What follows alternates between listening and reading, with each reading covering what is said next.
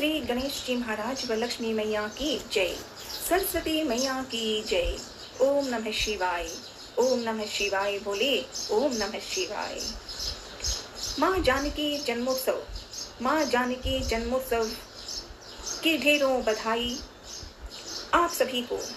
जगत जननी माँ जानकी के जन्मोत्सव पर हार्दिक बधाई एवं मंगल शुभकामनाएं। सीताराम हनुमान, सीताराम हनुमान। जनक, राजा जनक की सुपुत्री सीता जानकी के जन्मोत्सव का दिन है। ढेरों ढेरों बधाई, ढेरों ढेरों बधाई। सीता नवमी, जिसे सीता जयंती के नाम से भी जाना जाता है, माता जानकी यानी सीता का जन्मोत्सव बैसाख मास के शुक्ल पक्ष की नवमी तिथि को हुआ। राजा जनक की लाडली सीता का जन्मोत्सव, ढेरों ढेरों बधाई। सभी के मन में धन धान्य सौभाग्य का दीपक चमकता रहे, इसके लिए राजा राम और सीता मतलब जानकी के साथ जयकार कर पाए, यही प्रार्थना।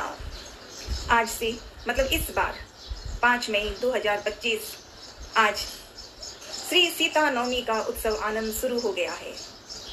सीता नवमी के दिन की आनंदमय जीवन हर आंगन में हो, यही प्रार्थना।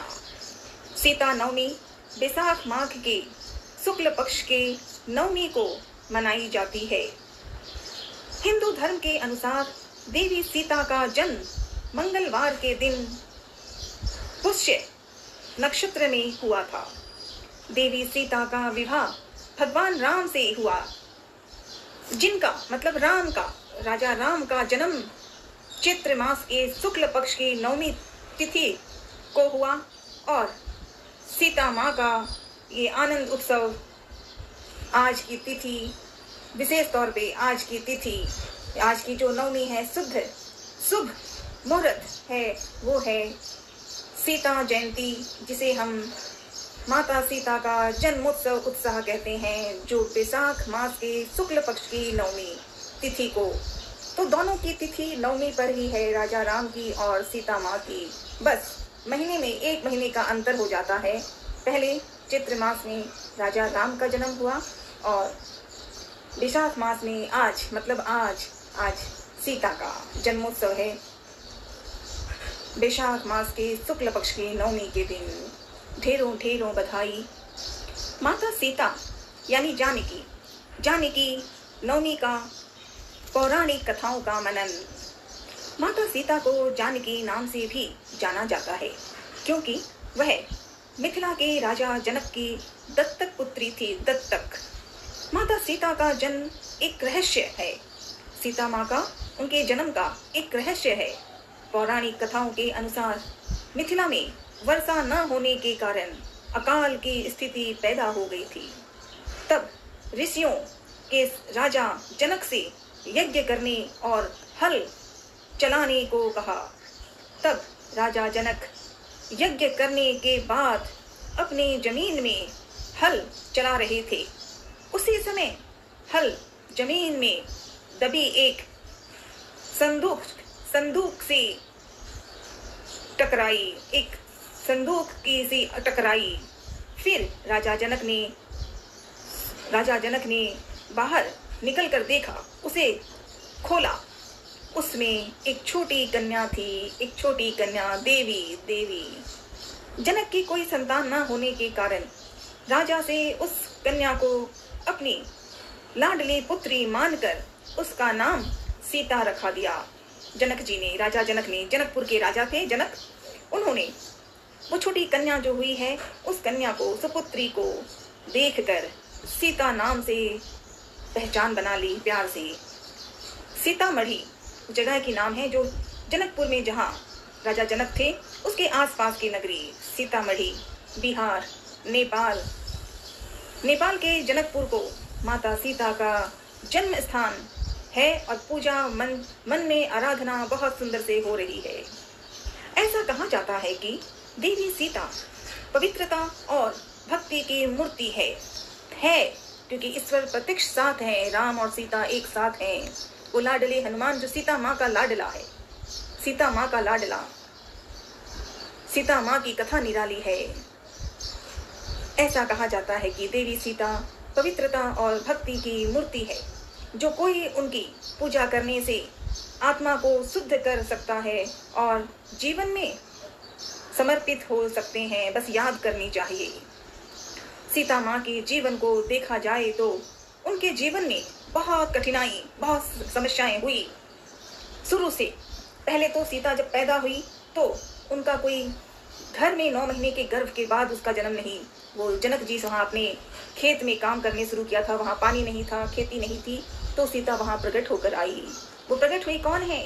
वो सीता ही भक्तिन है, देवी हैं।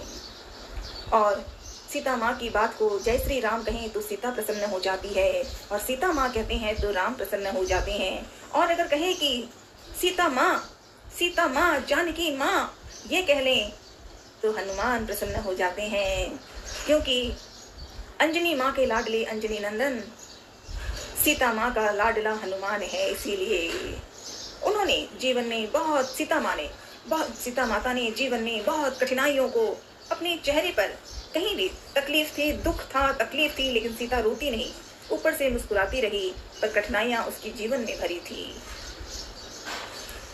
सीता नवमी की तिथि के दिन मन में जिन्हें पूरी पूजा विधि आती है वो तो बहुत कुछ कर सकते हैं, होना भी चाहिए, पर जब नहीं आता तो मन में याद करके नहा धोकर स्नान करना, पूजा पाठ स्वच्छ मन से, सफेद कपड़े मतलब अच्छे पवित्र होने चाहिए, पूजा भाव की होनी चाहिए। स्थान और स्वस्थ के लिए सीता माता जैसे 14 वर्षों तक वन में रही थी, तब भी सीता माँ पवित्र थी, तब भी स्वच्छ जीवन में ही दिन बिताया था। यहाँ तक कि रावण जब सीता को लंका में ले गया, अशोक वाटिका में बैठा दिया, जमीन में बैठी रही, पर फिर भी सीता माँ पवित्र थी। वो पूजा की भावना वाली थी। भगवान राम की मूर्ति और सीता माँ की मूर्ति या चित्र या सिर्फ मन से ही, सच्चे मन से याद कर लिए जाएं तो राम सीता, सीता राम स्वयं सामने है। लाडले हनुमान कह लें तो राम और सीता खुद ज्यादा प्रसन्न होते हैं। ये हमारे लाडले हनुमान कह रहे हैं। आज श्री सीता नवमी के इस आनंदमय उत्सव पर याद और प्रार्थना, और कुछ और बोलना ना आए तो राम सीता की याद मन में और हनुमान चालीसा पढ़ लें तो सीता वहाँ प्रसन्न है। यही है आज का आनंदमय उत्साह वाला कि क्या करना है, आज हमें करना क्या है। हमें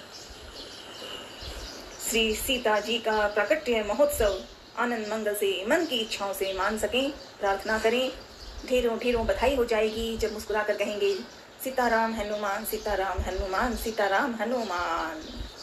सभी को माँ जानकी जन्मोत्सव, मेरी माँ, हम सबकी माँ सीता जानकी को ढेरों बधाई।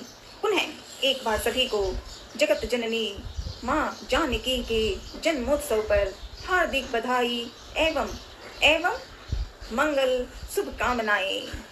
भोलेनाथ के रुद्र अवतार हनुमान जी को कह दें कि हनुमान, सीता माँ आई हैं, तो हनुमान खुश हो जाते हैं। और अभी कैलाश पर्वत पे सब लोग जो दर्शन करने के भागी हैं जा रहे हैं। 2 तारीख से 2, 3, 4 और 5 दिन हो रहा है, लगातार हो रहा है। तो जहाँ शिव कहें वहाँ राम है, जहाँ राम कहें वहाँ सीता है, और जहाँ भोले कहें वहाँ हनुमान साथ हैं।